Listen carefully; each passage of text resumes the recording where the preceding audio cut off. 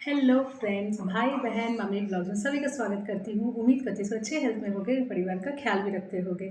तो यहाँ गुनगुन अपने पापा से बोल रही है राधिका के पापा के बारे में कि वो कुछ भी कर सकते हैं। किसके साथ? गुनगुन के साथ, समर के साथ और समर की मम्मी के साथ भी।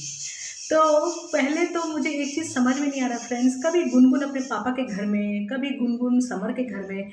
उस दिन तो समर बड़ा पुलिस को बोल रहा है कि गुनगुन का रहने का कहीं ठिकाना नहीं है, सिर्फ गुनगुन उसी के घर में है। तो ठिकाना तो है पापा का घर। पापा तो अब उसको तो अपने एक्सेप्ट भी कर लिए हैं, अब तो बेटी बेटी भी करके शादी कराना चाहते हैं। तो क्यों पापा ये झूठ बोलते हैं? गुनगुन को तो अपने पापा के पास ही रहना चाहिए, ऐसे वो हार्ट पेशेंट है। जब तक डिवोर्स नहीं हो जाता राधिका समर का, तब तक गुनगुन तो अपने पापा के घर ही में रह सकती है। कायदे से तो यही उचित है, क्यों समर के घर में रह रही है? और दूसरी बात है गुनगुन, जो तुम अपने पापा को बोल रही हो कि ये लोग तो किडनैप भी कर सकते हैं। हे भगवान, किडनैप!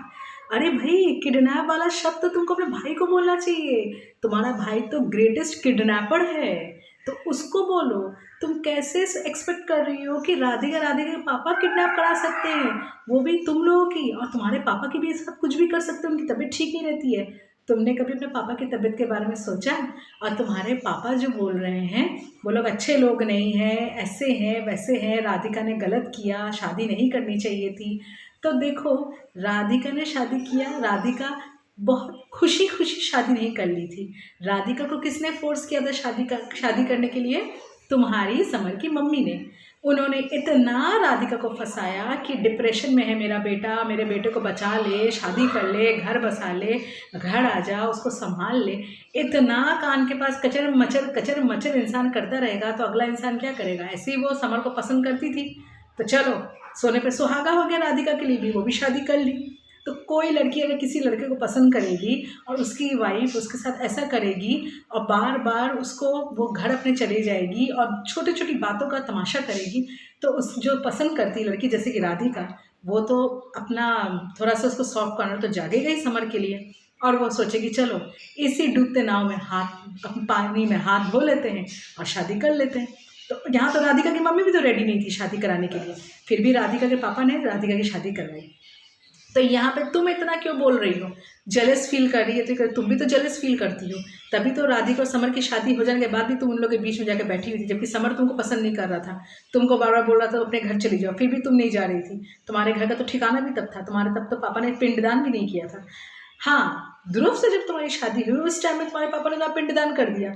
तब तुम्हारे पापा को चिंता नहीं आई कि इतने बार बुलाने के बावजूद भी तुम्हारे भाई को ही बुला बुला कर बोला गया कि अमित से मिलवाया जा रहा है, ध्रुव से मिलवाया जा रहा है, कौन लड़का अच्छा है, किससे शादी होगी। आप तुम्हारे पापा भी थोड़ा मिल लेते, तब तो तुम्हारे पापा एक मिनट के लिए भी नहीं आए, ना तुम्हारी मम्मी आई। और अभी तुम्हारे पापा को चिंता पड़ा है कि इस हालत में तुम्हारी शादी हो जाती, बच्चे को बाप का नाम मिल जाता तो अच्छा होता, ऐसा होता वैसा होता वगैरह वगैरह, फलान ठमकान सब सुनने के लिए हम ही बैठे हुए हैं। और तुम जो बाद में बोल रही हो जनता को, हम जैसे लोगों को, कि कोई तुम्हारी परेशानी नहीं समझता, तुम बीमार रहती हो और हम लोग तुम्हारे चीज़ को लेके बखेरा बनाते हैं। तो बखेरा बनाते हैं क्योंकि तुम वो वीडियोस हम लोग को दिखाती हो। तुम वो वीडियोस हम लोग को मत दिखाओ, हम बखेरा नहीं बनाएंगे। तुम क्यों दिखाती हो वीडियोस हम लोगों को? और तुम एक बीमार नहीं हो, तुम एक प्रेग्नेंट लेडी हो।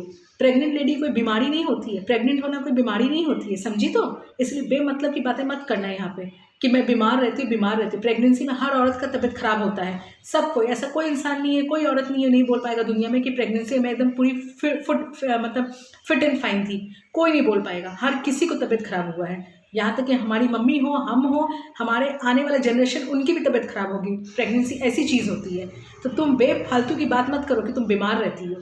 बीमारी में इतने सारे नाटक तुम्हारे चल रहे हैं, प्रेगनेंसी में इतने सारे नाटक चल रहे हैं, प्रेग्नेंट नहीं होती पता नहीं क्या नाटक चलते हैं, पता नहीं। अगर डीएनए रिपोर्ट मैंने नहीं सुना होता ना कि डीएनए रिपोर्ट समर से मैच खा रहा है, मैं तो समझती तुम पूरा का पूरा झूठ बोलो कि तुम प्रेग्नेंट हो, क्योंकि तुम्हारे पहनावा से तो झलकता भी नहीं कि तुम प्रेग्नेंट हो।